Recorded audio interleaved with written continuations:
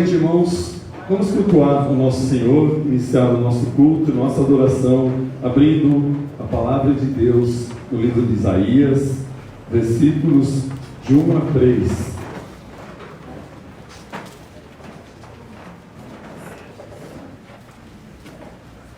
Isaías, capítulo 6, de 1 a 3. No ano da morte do rei Uzias, eu vi o Senhor assentado sobre um altar, sobre um alto e sublime trono, e as abas de suas vestes enchiam o templo. Serafins estavam por cima dele, cada um tinha 6 asas, com 2 cobria o rosto, com 2 cobria os seus pés, e com 2 voava. Clamavam uns para os outros, dizendo: Santo, Santo, Santo é o Senhor dos exércitos. Toda a terra está cheia da sua glória. Santo, Santo, Santo é o Senhor dos exércitos. Toda a terra está cheia da tua glória. Louvemos ao nosso Senhor. Hino 11. Trindade Santíssima.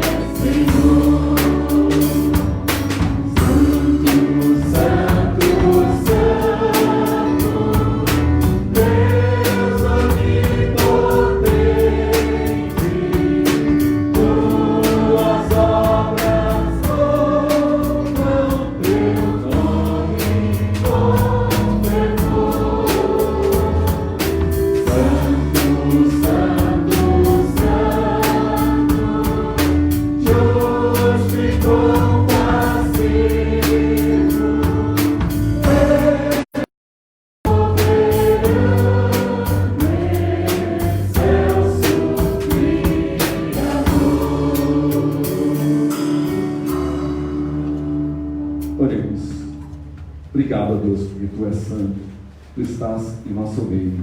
Obrigado a Deus por mais esta oportunidade de estarmos aqui na Tua casa. Esteja Deus acompanhando e abençoando a cada coração, a cada vida, a cada família aqui representada.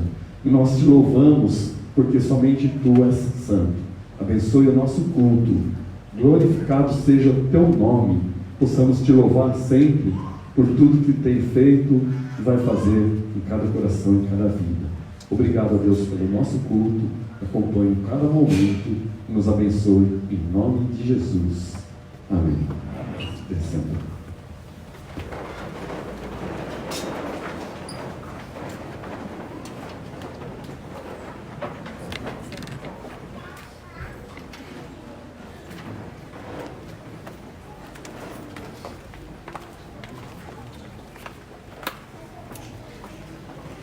Livro de 1 João,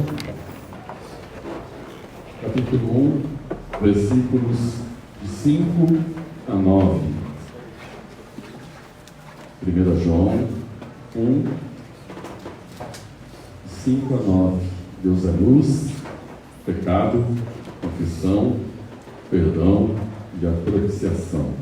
Vamos estar lendo responsivamente versículos 5 a 9. Ora, a mensagem que da parte dele temos ouvido e vos anunciamos é esta: que Deus é luz e não há nele treva nenhuma. Se dissermos que não temos comunhão com ele e andarmos nas trevas, mentimos e não praticamos a verdade. Se, porém, andarmos na luz, como está na luz, mantemos comunhão uns com os outros, e o sangue de Jesus, seu Filho, nos purifica de todo o pecado. Se dissermos que não temos pecado nenhum, a nós mesmos nos enganamos, e a verdade não está em nós. Todos, se confessarmos os nossos pecados, Ele é fiel e justo para nos perdoar os pecados e nos purificar de toda injustiça. Os assentados, vamos estar lendo, cantando o hino 71, perdão.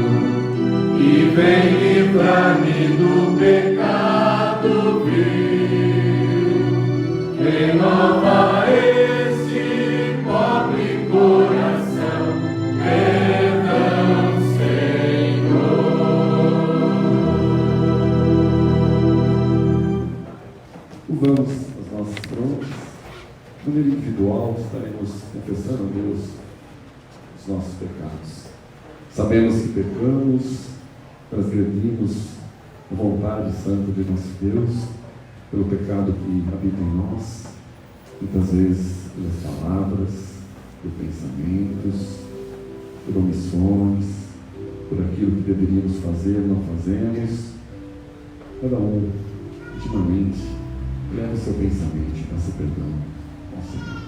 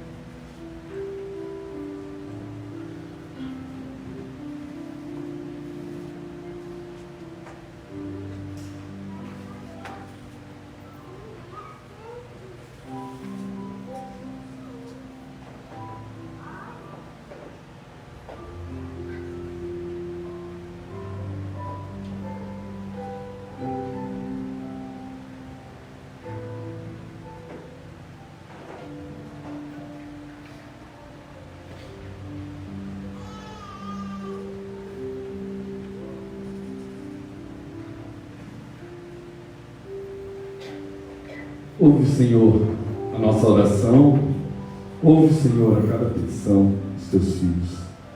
Perdoa, Deus, as nossas faltas. Perdoa, Deus, muitas vezes temos entristecido a Ti pela nossa desobediência, pelo nosso pecado. Nosso Senhor é fiel e justo para nos perdoar, para nos livrar e nos abençoar. Ó Deus, ouve a nossa oração. Perdoa, Deus, os nossos pecados. Em Cristo Jesus. Amém.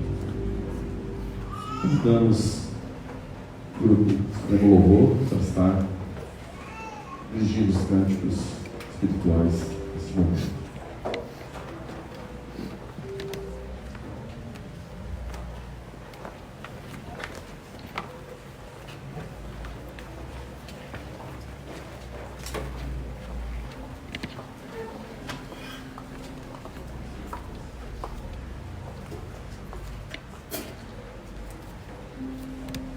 Continuando nossa adoração, vamos ficar em pé e louvar o nosso Senhor.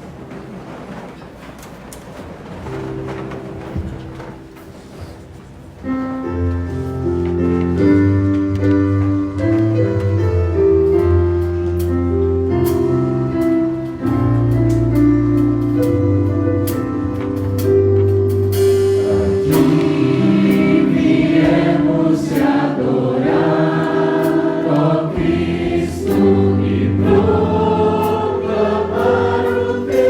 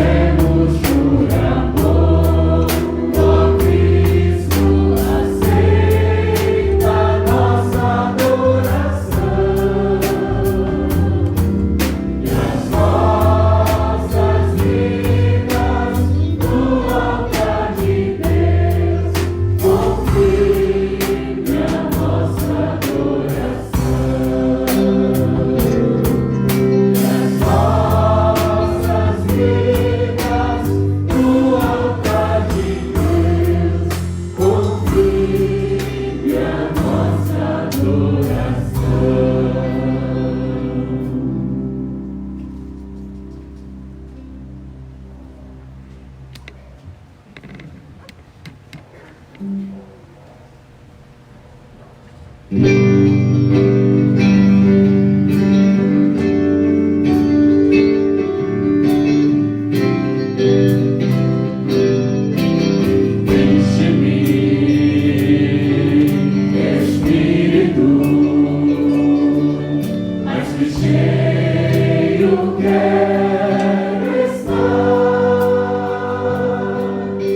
menor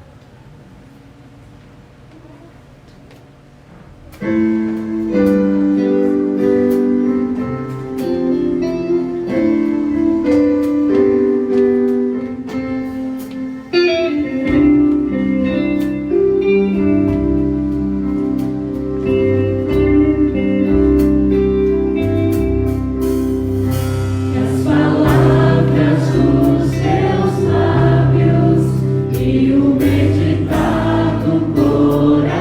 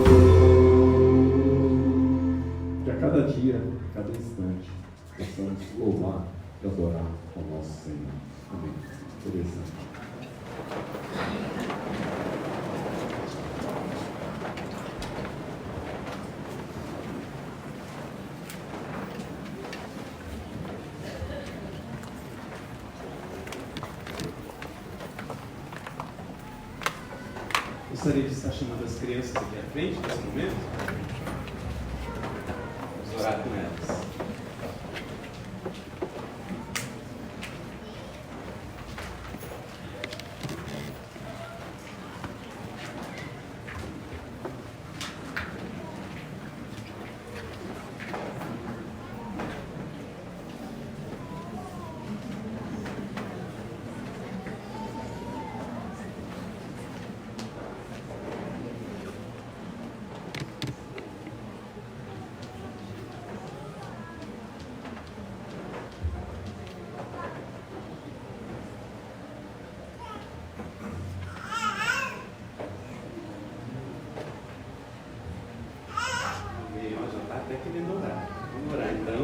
Fechar nossos olhos e agradecer a Deus pelo privilégio de hoje. Senhor, muito obrigado, Pai, por mais essa noite que o Senhor nos concede. Estão aqui as criancinhas, ó Pai, das quais é o reino dos céus, e nós não queremos embaraçar esse caminho, Senhor. Nos ajude cada dia mais a facilitar o caminho das crianças em ir até a Ti. E isso nós fazemos de uma maneira a pregar o Evangelho autêntico, verdadeiro, de uma maneira que elas entendam, ó Pai. Abençoe e as guarde, proteja-as, livre-as de todo mal, Senhor. Abençoe as professoras também, que neste momento estarão lecionando a elas. Eles estarão prestando culto a Ti, Pai. E nós entendemos, como o salmista diz, que das criancinhas sai um perfeito louvor. Ah, Senhor, nos ajude a espelharmos também nas criancinhas. Abençoe elas, essa é a nossa oração, Pai. Em nome de Jesus e para a Tua glória. Amém. Amém.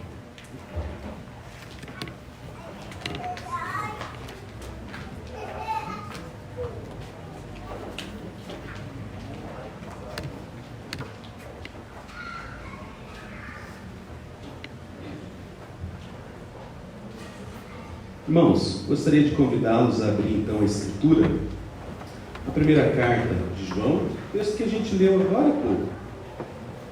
Capítulo 1, a partir do verso 5, até o segundo capítulo, versículo 6.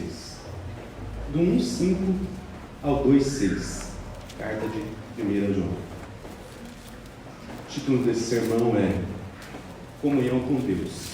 Comunhão com Deus. E hoje falaremos um pouco então a respeito de como termos comunhão com Deus.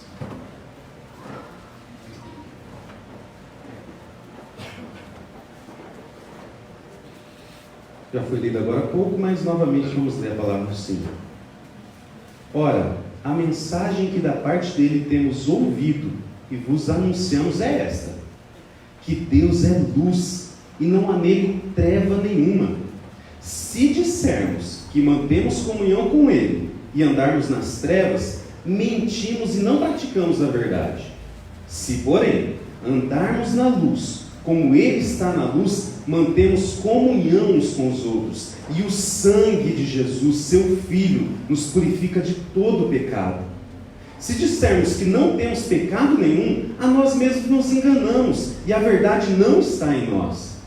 Se confessarmos os nossos pecados, Ele é fiel e justo para nos perdoar os pecados e nos purificar de toda injustiça. Se dissermos que não temos cometido pecado, fazemo-lo mentiroso, e a sua palavra não está em nós. Filhinhos meus, estas coisas vos escrevo para que não pequeis. Se todavia alguém pecar, temos advogado junto ao Pai, Jesus Cristo, o justo. E Ele é a propiciação pelos nossos pecados, e não somente pelos nossos próprios, mas ainda pelos do mundo inteiro. Ora, sabemos que o temos conhecido por isso, se guardamos os seus mandamentos. Aquele que diz, eu conheço, e não guarda os seus mandamentos, é mentiroso, e nele não está a verdade. Aquele, entretanto, que guarda a sua palavra, nele verdadeiramente tem sido aperfeiçoado o amor de Deus. Nisto sabemos que estamos nele. Aquele que diz que permanece nele, esse deve andar assim como ele andou. Vamos orar? Senhor, muito obrigado. Já entoamos louvores ao Senhor até aqui. Reconhecemos que somos pecadores e falhos, e na continuação da adoração ao Senhor, nós pedimos o perdão dos nossos pecados, porque eles nos trazem separação, Pai, entre nós e Ti. Nós reconhecemos que o Senhor é exaltado, o Senhor é santo, o Senhor é puro, por isso entoamos louvores a Ti. Senhor, neste momento, nós desejamos que o Senhor fale conosco, ó Pai. Que na transmissão dessa mensagem, o Senhor possa tocar a cada coração, fazendo com que nós não sejamos somente ouvintes, mas praticantes da sua palavra, fazendo-nos entender que a comunhão contigo vem através da observância dos seus mandamentos, ó Pai. Nos ajude a entendermos essa verdade de hoje e a praticarmos essa oração que nós fazemos a Ti. Em nome de Jesus. Amém. Irmãos, muitos dizem ter comunhão com Deus, mas é notável a falta, por exemplo, de conhecimento a respeito daquilo que Deus diz que nós devemos ter para ter comunhão com Ele, aquilo que é a exigência dele para que a gente tenha comunhão com Ele. É incrível a falta de compromisso de muitos em aprender da palavra de Deus e saber aquilo que Ele exige de nós. É incrível a falta de santidade, querer adorar a Deus, mas sem santidade. Como que pode ter comunhão entre um ser puro e um ser que não tem santidade nenhuma? Ou ainda aqueles que dizem que amam a Deus, mas não amam as pessoas? Como pode ter comunhão com Deus aquele que não consegue amar a maior criação de Deus, aquilo que Deus fez, ou seja, o homem? O amor de muitos tem se esfriado. E isso é a causa, é uma das causas que faz com que as pessoas também diminuam o seu nível de comunhão com Deus. É impossível agradar a Deus se não for através do amor. É interessante que no início do cristianismo, o cristianismo era conhecido por seu brilho, por sua glória, por as pessoas perseverarem juntas. O texto de Atos, capítulo 2, mostra que eles tinham comunhão, que eles estavam juntos na oração, que havia temor, que eles estavam juntos, tinham tudo em comum, que eles perseveravam unânimes no templo. Enfim, eles tinham comunhão a ponto dos de fora agradecerem e louvarem a Deus pela vida deles. É incrível como que isso, nos dias de João, anos 100, possivelmente aqui, 96, 100, já tinha feito com que o cristianismo se tornasse hábitos. Eu sou cristão por hábito, talvez, mas já não tinha aquele zelo, aquele amor, aquela comunhão, aquele desejo de realmente ter comunhão com Deus em verdade. O povo talvez já havia se acostumado com a vida cristã. Jesus, ele conhecia os homens, e ele mesmo nos predisse isso em Mateus 24, falando que o amor de muitos iria se esfriar. E esse amor se esfriando faz com que a gente perca o interesse por aquilo que é verdade de Deus e exigência dele para que a gente tenha comunhão com Ele. Então João, ele está escrevendo para pessoas que já tinham perdido talvez esse primeiro amor, como a gente viu hoje no texto de Apocalipse, né? Uma das primeiras consequências da falta de amor a Deus é o afrouxamento das normas de conduta que Ele mesmo exige de nós. Será que isso tem que ser assim mesmo? É ser muito radical. Será que Deus realmente pede isso? Os tempos são outros, a cultura da época era outra.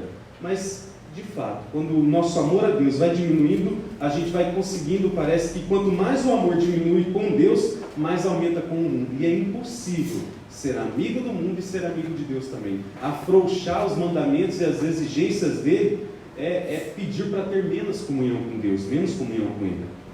Por isso, a gente deve entender que a comunhão com Deus, ela ocorre através da observância de seus mandamentos. Essa é a grande verdade nesse texto.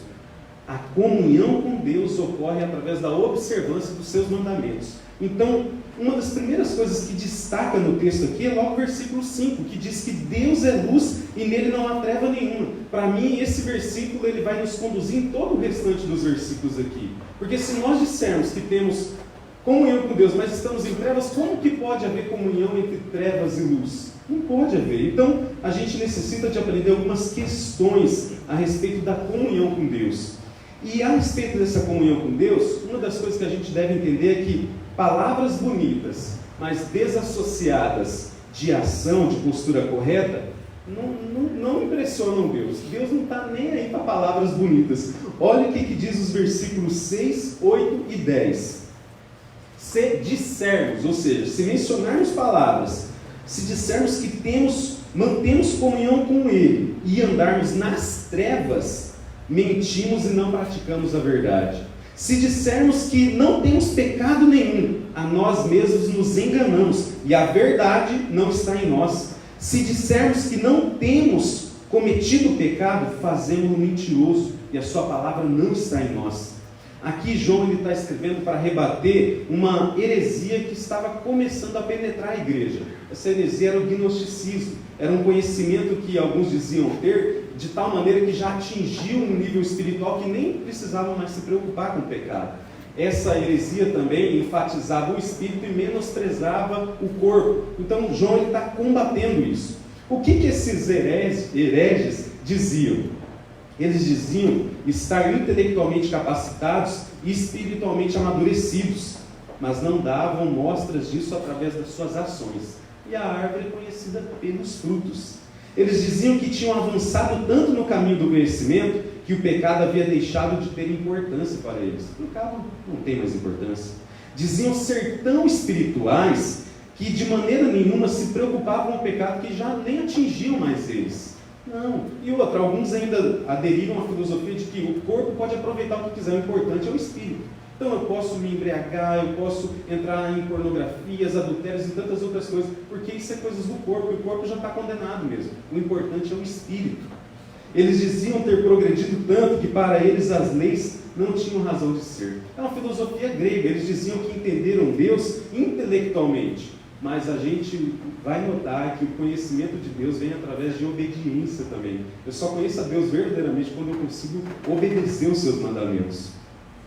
É interessante que até os pais da igreja, como Clemente de Alexandria, ele contava que alguns hereges diziam que não importa a maneira como alguém viva. Eles diziam que o homem verdadeiramente espiritual não corria nenhum risco, não pode pecar à vontade. O importante é o seu espírito, é a sua questão espiritual. Mas João ele responde a esses argumentos insistindo que para ter comunhão com Deus, que é luz, a pessoa precisa andar na luz. Não tem como a gente ter comunhão com Ele se a gente não andar como Ele. E o que significa aqui andar na luz? Bom, primeiramente é importante a gente ver o que é trevas, que é o oposto de luz. Trevas representam a insistente oposição da vida cristã, sabe? Tudo aquilo que é contrário à vida cristã, tudo aquilo que lhe é cegado, tudo aquilo que é do mundo, tudo aquilo que é obscuro, contrário à lei de Deus. Então toda vez que eu estou em trevas, eu estou contra a vontade de Deus. E não é possível estar em trevas e querer estar com Deus novamente. Por quê?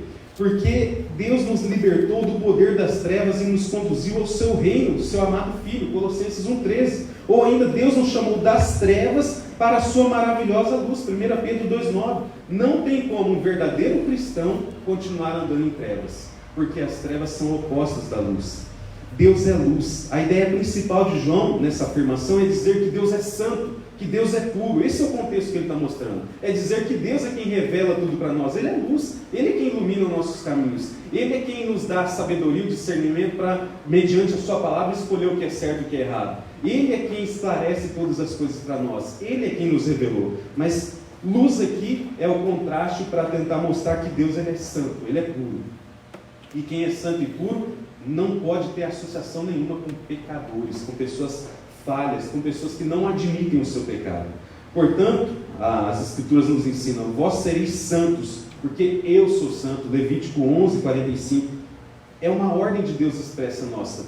Vocês serão santos porque eu sou santo. Vocês serão separados também. E somente mediante Deus a gente tem essa capacidade. Mas os hereges aqui não. Eu posso viver na carne, pecando um monte. O importante é ter um conhecimento sobre Deus, saber quem Ele é. Certo homem já disse: Satanás é melhor teólogo que qualquer um de nós, mas mesmo assim ele continua sendo Satanás. Não é o conhecimento a respeito de Deus e tudo mais que desassociado de vida que interessa, mas sim, por mais que eu saiba pouco sobre Cristo, mas viver aquilo que Ele realmente manda na sua palavra. Deus nos chamou das trevas para a sua maravilhosa luz. Ninguém verá o Senhor sem a santificação. Hebreus 12:14. Se a gente não nos santificar, não buscar ser como Ele é, a gente não verá a Deus. Essa é a promessa que Ele já nos deixou. A luz então do versículo 5 e as trevas são inimigas e são inevitáveis. Não tem como, uma tira a outra. Onde tem luz não tem trevas, onde tem trevas não tem luz. Não tem como fazer associação entre Deus e as trevas. Por isso não tem como alguém que está em trevas ter comunhão com Deus, que é luz. João ele deixa muito claro isso. As pessoas achavam que podiam manter-se uma vida de santificação na igreja, onde é muito fácil louvar a Deus, mas lá fora pode usar o jeitinho brasileiro, pode usar os meios carnais ou qualquer outra coisa. Isso não pode, é impossível isso com Deus. Hoje em dia tem muitas igrejas, pregadores que pregam isso. Não, o importante é você ter vindo para Cristo. Agora você já veio, não tem problema não, Deus perdoa. Tem até uma cantora gospel que disse que nem peca mais. Meu Deus do céu, que aberração é essa? O texto vai dizer que quem diz isso é mentiroso. Então eu já deduzi logo de início que essa pessoa não estava falando a verdade. Um outro ensino que João quer nos mostrar aqui é que para ter comunhão com Deus, que é luz, a pessoa precisa falar e agir em verdade. O texto diz assim: se dissermos que não temos pecado nenhum, a nós mesmos nos enganamos e a verdade não está em nós. Se dissermos que não temos cometido pecado, fazemos o mentiroso e a sua palavra não está em nós. Deus exige observância, tanto em palavras como em procedimento. Não adianta eu dizer que eu amo a Deus, sendo que a minha postura com o meu próximo não é de amor também. Aí eu estou me enganando. Aí eu estou mentindo para mim mesmo. Se eu digo uma coisa, mas eu pratico outra. Se eu digo que eu tenho comunhão com Deus, mas eu ando em trevas. Se eu digo que eu não tenho pecado nenhum, mas na verdade eu sou um pecador, eu estou enganando a mim mesmo. Na verdade, João está mostrando aqui 3 questões que nos afastam da comunhão com Deus. Sabe quais são elas? Mentira, auto-engano, mentira novamente. E na verdade o auto-engano é uma mentira também. Não adianta eu dizer que eu tenho comunhão com Deus, dizer belas palavras, sendo que as minhas ações despregam, desdizem as minhas palavras. Não tem como ter comunhão com Deus dessa maneira. Apocalipse 22:15 ensina que ficarão de fora dos céus que praticam e amam a mentira. Então, se eu digo uma coisa, mas isso é desmentido por minhas ações, eu estou sendo mentiroso. E mentiroso não tem parte com Deus. Não tem como a gente ter parte com Deus sendo mentiroso. Nossas palavras são confirmadas ou desmentidas por nosso procedimento. Eu acho muito bonito quando a gente canta canções aqui que realmente são bíblicas. Mas às vezes eu fico perguntando, será que eu estou vivendo isso? Será que eu, ao proclamar que Deus é santo, santo, santo, eu realmente demonstro isso através da minha vida? Se eu não me engano, é Agostinho de Hipona que dizia que quereis louvar a Deus, sejais as canções que o mundo precisa ouvir. Ou seja, como que o mundo vai ver que eu realmente canto para Deus? Através das minhas ações. Billy Graham dizia, de cada 100 pessoas que não são cristãs, uma lerá a Bíblia, 99 lerá o cristão. Nós somos observados o tempo todo. E como que está o nosso procedimento? Como que estão as nossas atitudes? Será que aquilo que nós dizemos, cantamos, oramos, realmente reflete aquilo que nós somos? Primeiro eu estou trazendo uma problemática, que vai vir a parte da graça, tá? Nesse texto tem graça. A gente vai ver isso mediante os próximos versículos. Bom, nem todo aquele que diz ter comunhão com Deus realmente é conhecido por Deus, tem realmente comunhão com Deus. O texto de Mateus, capítulo 7, do 21 ao 23, assusta, e principalmente assusta quem é pastor, quem diz ter comunhão com Deus, quem está à frente de uma igreja, quem diz ser um cristão autêntico de verdade. Pode ser que essa pessoa chegue diante de Deus e seja condenada, fala, não te conheço. Aí a pessoa vai olhar, mas Jesus do céu, olha, eu fiz milagres em teu nome, olha, tem eleitos de Deus que estão aí ao seu lado, imagina o grande julgamento, tem eleitos de Deus que estão aí por pregações que eu fiz. O Senhor lhes dirá, não vos conheço. Por quê? Não adianta eu dizer que eu conheço a Deus verdadeiramente, eu amo o Senhor, não adianta. Se minhas palavras não são acompanhadas por ações, eu estou mentindo para mim mesmo. Palavras podem até surtir efeito, pode até soar bonitinho diante dos homens, mas Deus conhece o coração, Ele esquadrinha, Ele sabe quem eu sou verdadeiramente. Eu posso ser um hipócrita, usar uma máscara de religioso, um terno de religioso, uma postura aqui diante de vocês de religioso, mas Deus me conhece como eu sou realmente. E Ele quer o quê? Ele quer que a gente fale a verdade. Ele quer que a gente revele quem nós somos. Ele quer que a gente busque nele realmente a solução dos nossos pecados, das nossas falhas. Ele quer que a gente seja autêntico, que a gente seja verdadeiro. Palavras que não são acompanhadas de uma atitude correta não agradam a Deus. E isso ocorre quando? Quando dizemos que amamos a Deus, mas nossas ações não dizem o mesmo. Amo o Senhor. Ama mesmo? Quem ama tem o desejo de conhecer. O que nós conhecemos sobre Cristo no ano passado? Qual que é o crescimento que você teve a respeito de Cristo? A gente sabe fazer a diferença a respeito de Cristo e de outras seitas? Sabemos porque somos cristãos de fato? Alguns termos como propiciação, alguém sabe o que é isso? Tá, tudo bem, são termos teológicos, mas o que é justificação? A gente entende o que é isso? Certo homem já disse, aquele que não entende A palavra justificação ainda não é cristão. Nós somos justificados mediante Cristo. É nele que foram imputados todos os meus pecados. É através dele que eu tenho salvação. Quando dizemos que amamos nosso irmão, mas nossas ações não condizem com nossas palavras. Eu amo.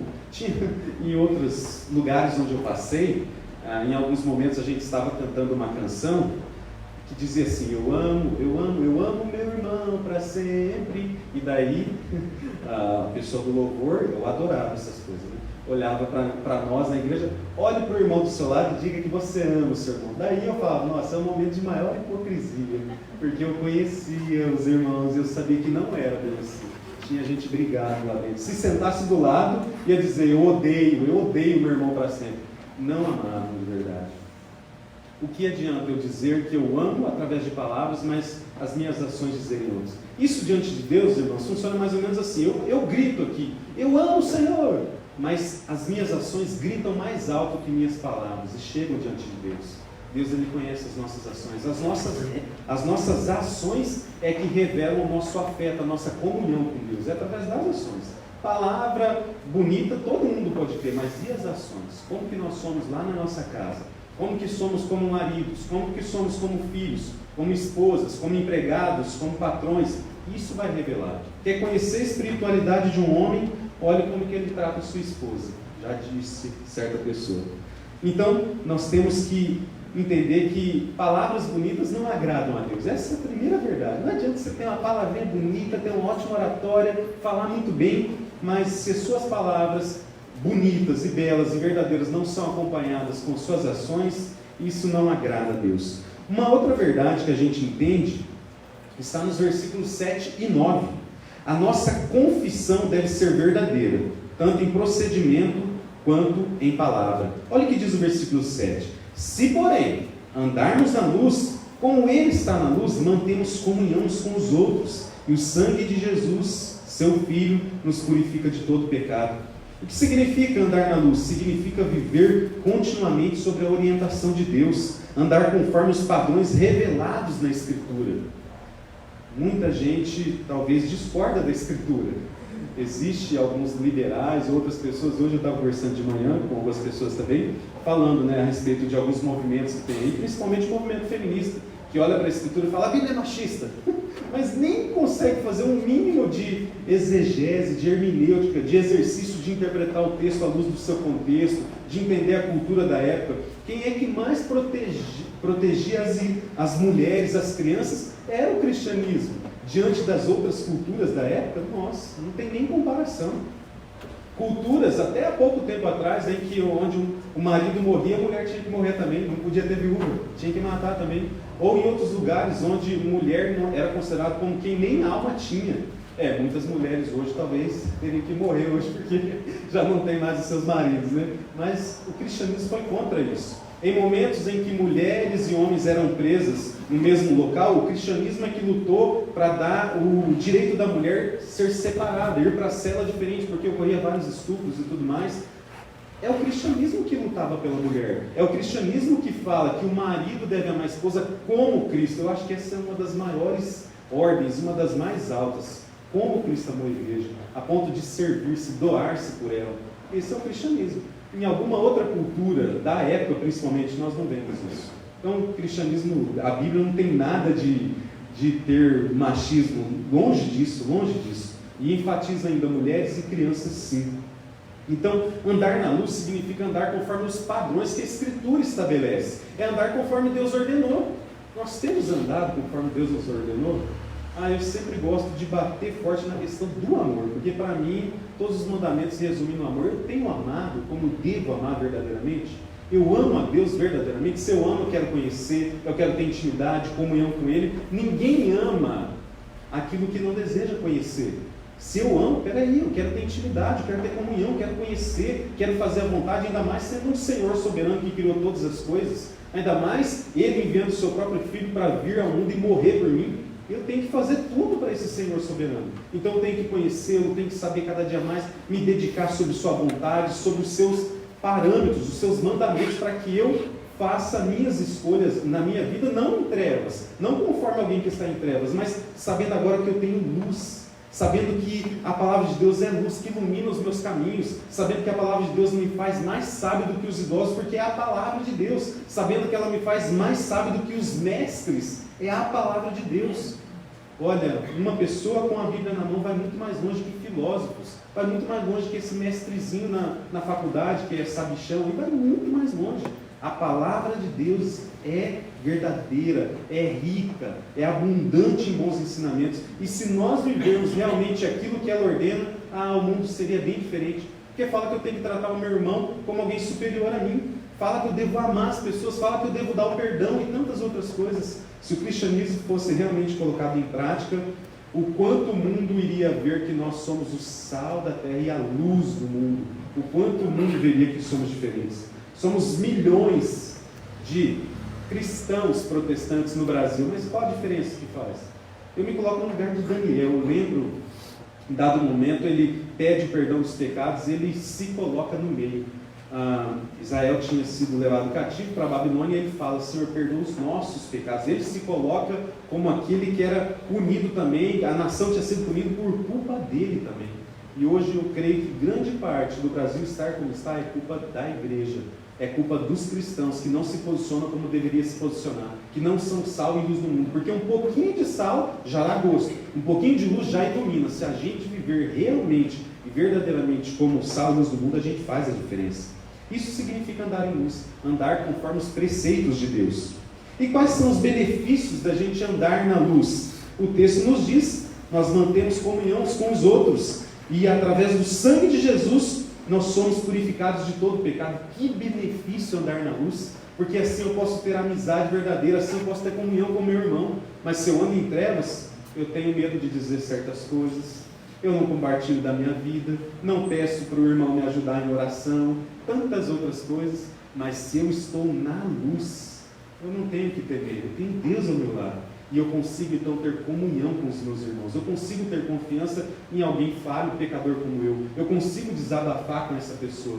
Como a gente também estudou ontem, falando sobre a amizade, o benefício de se ter amizade e tudo mais, o quanto uma verdadeira amizade ela alivia dores nesse mundo, o quanto ela é boa. Se nós temos comunhão com Deus, um dos benefícios é termos comunhão com os outros.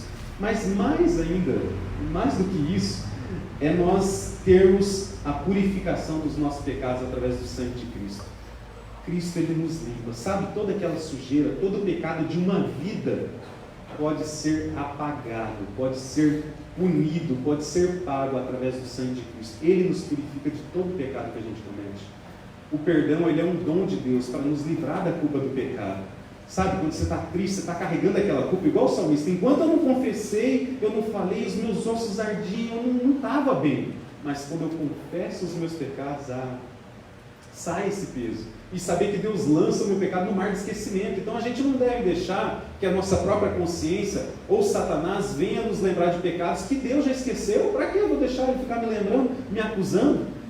Certa vez, conta-se que Martinho Lutero estava deitado na cama, e naquela época tinha uma teologia bem diferenciada, e ele falava que Lutero conversava com Satanás, né? E um dos seus ditos era o seguinte: certa vez Satanás chegou diante dele e falou: seu pecador, e ficou lembrando de alguns pecados dele, acusando, né? O seu pecador. Ele falou assim, usou a escritura, né? Usou Paulo, falou assim: sou o maior dos pecadores, mas Cristo morreu por pecadores, dos quais eu sou o principal. Cristo morreu por mim, por você, por nós que reconhecemos a nossa culpa, por nós que reconhecemos o nosso pecado, e só reconhecemos o nosso pecado porque o próprio Espírito Santo é que testifica juízo, justiça e pecado. Então quem tem o Espírito Santo, quem é o eleito de Deus, tem isso, de saber que errou, que pecou, de estar num lugar que não é um lugar de cristão e ser incomodado. Somente quem é um cristão consegue ter esse privilégio de ter o Espírito Santo ao nosso favor. Se confessarmos os nossos pecados, Ele é fiel e justo para nos perdoar dos pecados e nos purificar de toda injustiça. Só confessa pecado quem tem o Espírito Santo, porque é Ele quem nos convence de juízo, justiça e pecado. João 16:8. E quais são os benefícios então da confissão? O perdão e a purificação de toda injustiça. Tudo aquilo que eu tinha antes condenado e a meu favor, agora é purificado. Eu tenho a purificação disso. Aquela sujeira, aquela anomalia é tirada de mim. Foi colocada tudo lá em Cristo na cruz. Por isso, quem olha para a cruz e ainda vê motivação para pecar, ainda não entendeu.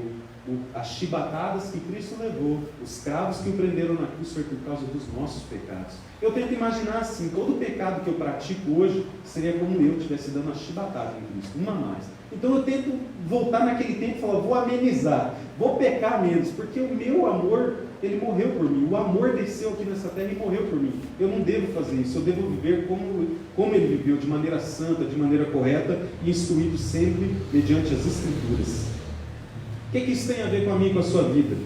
Bom, nossas orações, nossas canções e palavras são refletidas realmente em nossas ações? Aquilo que cantamos aqui, nós queremos viver realmente? Eu sempre fico meditando sobre as letras, meu Deus, sim, é muito bonito. Mas será que eu estou realmente apto a isso? Me capacita, Senhor, me dê força para isso. Ao andar na luz, temos comunhão uns com os outros. Isso é verdadeiro na sua vida? Como é que está a sua comunhão com os irmãos aí? Você consegue vir na igreja e ter comunhão uns com os outros? Como é que está?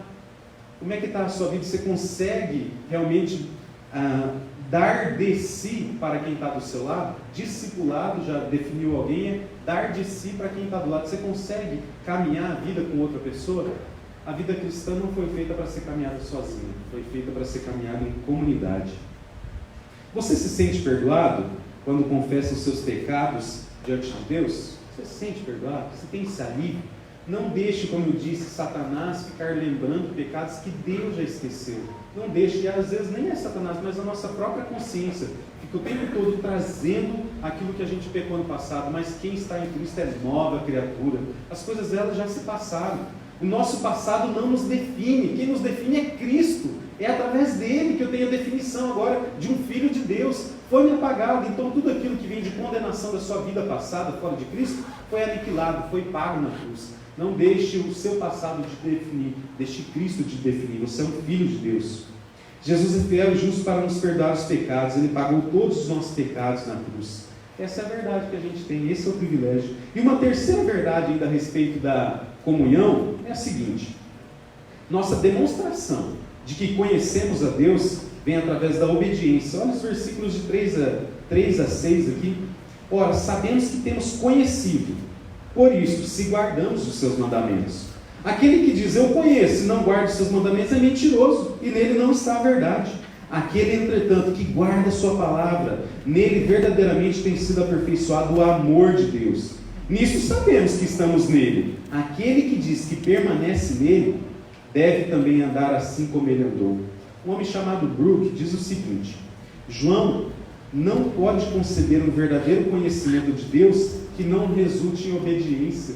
Se eu conheço a Deus, naturalmente, uma manifestação de que esse conhecimento é verdadeiro é a obediência. Não tem como eu dizer que amo a Deus se eu não obedeço Ele.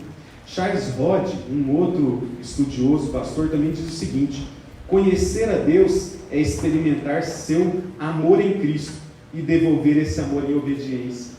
O mandamento cristão é obedecer, obediência. Eu demonstro amor a Deus, eu demonstro que eu tenho comunhão com Ele quando eu observo os seus mandamentos. Essa é a verdade que a gente tinha que aprender nessa noite. Eu demonstro que eu tenho comunhão com Deus através da observância dos seus mandamentos. Talvez muitos não conseguem conceber o quão distantes estão da observância dos mandamentos porque não leem as Escrituras, nem sabem aquilo que Deus exige. Talvez o alimento de alguns é o alimento de domingo, mas o resto da semana fica distante da palavra de Deus. Mas a comunhão com Deus é dia a dia, é você e Deus, você e sua família, você e a igreja. Tem os 3 cultos que Deus exige de nós: culto individual, culto familiar e culto congregacional. Como que estão os nossos cultos? Temos cultuado a Deus? Temos buscado conhecê-lo? Como que eu vou saber? Como que eu vou ter mais comunhão com Deus se eu não sei aquilo que eu devo obedecer? Se eu não sei os mandamentos de Deus? Olha, é terrível quando a gente não deseja conhecer mais sobre Deus. Ler a Escritura, tem vários planos da gente ler as Escrituras em 1 ano, em 6 meses, 3 meses, para quem quer se aventurar e aprender mesmo. Mas a gente deve estar em contato incessante com a Escritura, porque é somente sabendo aquilo que Deus exige de mim que eu conseguirei ter comunhão com Ele. E a comunhão é isso, é obedecer aquilo que Ele já revelou para nós. Devemos entender que a única maneira em que podemos mostrar que conhecemos a Deus é obedecendo a Ele. Essa é a única maneira que a gente demonstra que a gente tem comunhão com Ele. Nós devemos recordar como que Jesus andou. Jesus, ele andou em obediência a Deus Pai. Jesus, ele andou conforme as Escrituras, tanto que quando Satanás usou a própria Escritura, deturpando ela com ele, Jesus usou as Escrituras. Quem somos nós para não querer usar a Escritura? O próprio Jesus usou, então nós temos que usar também. E Jesus, ele movia-se de íntima compaixão pelas almas, ele amava cada uma das pessoas. Nenhum passo de Jesus foi vão, nenhuma palavra dele foi à toa, tudo foi para a glória de Deus. E a conclusão que a gente chega, é onde chega a graça do texto. Talvez hoje encontre-se aqui pessoas que, ao analisar a sua vida diante desse sermão, falou: estou longe disso, eu estou muito pecador. Saiba que você é um eleito, é Deus que está revelando isso para você, assim como revelou para mim. Olha, tem muita parte das Escrituras que eu preciso sempre estar pregando para mim novamente, e preciso de irmãos que preguem para mim também, para eu relembrar dessas verdades do Evangelho. Mas, ao olhar para esse texto, eu vejo que tem alguns padrões que Deus exige de nós. Para eu ter comunhão com Ele, é necessário eu obedecê-lo. Para eu obedecê-lo, é importante eu saber aquilo que Ele revelou para mim. Mas quando eu olho tudo aquilo que Ele revelou para mim, eu vejo que eu sou um pecador ainda. Eu vejo que eu tenho falhas. Então, o desfecho e a conclusão seria nesse capítulo 2, versículos 1 e parte do 2, quando ele diz o seguinte: filhinhos meus, olha que amorzinho que João está falando com seus ouvintes, estas coisas vos escrevo para que não pequeis. Então, o objetivo dele é escrever para que a gente não peque. Mas se todavia, ele sabia, né? Alguém pecar, temos um advogado junto ao Pai, Jesus Cristo justo. Ele é a propiciação pelos nossos pecados. Meus irmãos, talvez algum de nós, ao olhar para a nossa vida, vimos que somos pecadores. Vimos que temos muito a conhecer sobre Deus ainda. Vimos que a nossa vida deve ser norteada conforme a palavra dele. Vimos que estamos falhos em vários pontos. E talvez adentrou pessoas aqui que notou que nem comunhão com Deus tem, que está distante de Deus. Mas hoje Deus lança mais essa palavra. E mediante essa palavra, aqueles que são as verdadeiras ovelhas de Cristo ouvem a voz dele.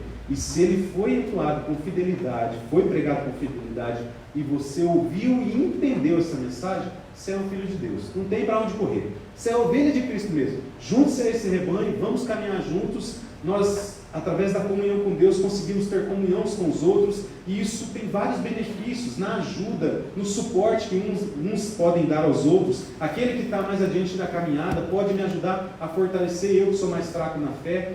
Se você veio hoje e entendeu essa mensagem, e Deus falou com você, não fique relutante. Procure a comunhão com a igreja, procure a comunhão com Deus, procure discipulados, procure pessoas que possam ensinar. Talvez tem pessoas na internet mesmo que estão distantes, talvez se sentindo sozinhas. Comungue numa igreja, faça parte, esteja conosco, esteja com pessoas, porque olha, não existe meio virtual que substitua o físico ainda. Eu gosto muito da internet, sabe? Mas não para conversas assim, não gosto. Para mim, olha, uma xícara de café e olho no olho, não tem igual, é muito melhor, nem se compara. O afeto físico, o ouvir, o semblante da pessoa, porque a gente não lê só palavras, mas a gente ouve voz, a gente lê o semblante. Eu vejo e eu me pauto nesse comentário em João, quando ele fala: escreva vocês, mas desejoso de estar presente com vocês. João está escrevendo, mas o desejo dele é estar junto. Então a gente deve buscar essa união, que Deus possa nos ajudar a entender que se eu não estou conforme esse texto me disse hoje, eu ainda tenho um advogado. Jesus, é tão bom ter Jesus ao nosso favor, e Ele nos perdoa de todo pecado, mas nós temos que reconhecer. O pecado é o próprio Espírito Santo nos ajudando a entender algo de errado em nós. E depois da gente entender isso, a gente pede então o perdão dos nossos pecados através de Cristo Jesus. Eu creio que eu e vocês podemos então reconhecer os nossos pecados e colocá-los diante de Cristo. E através de fazermos isso, como já fizemos nesse culto, reconhecendo os nossos pecados, há-se uma renovação em nós. Então eu convido cada um de vocês agora, para a gente ficar de pé, estarmos cantando o hino 299, Renovação.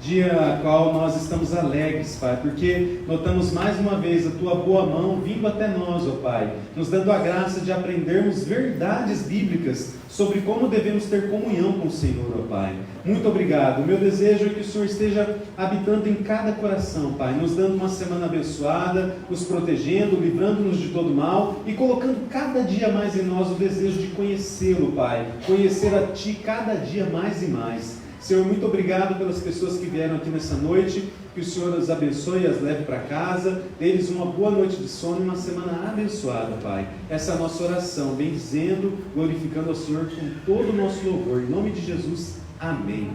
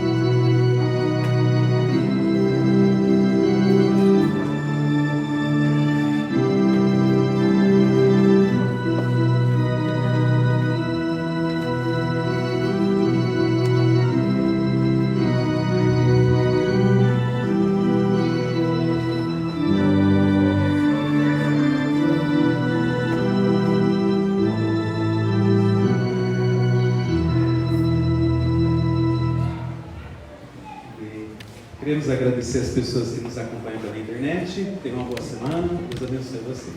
Eu gostaria de saber se tem algum visitante nessa noite. Tem alguém que nos visita? Se tem alguém que nos visita, levante sua mão. Gostaria de saber.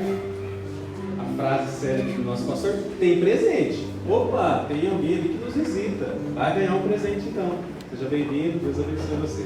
Agora nós temos o privilégio então de mantermos a nossa comunhão. Indo aqui do nosso ladinho, tem o café e suco. Vai lá, conversa, tenha comunhão uns com os outros. Isso faz parte também do pós-culto. Que Deus abençoe, que a gente tenha uma boa semana e a gente deseja cumprimentá-los com a destra.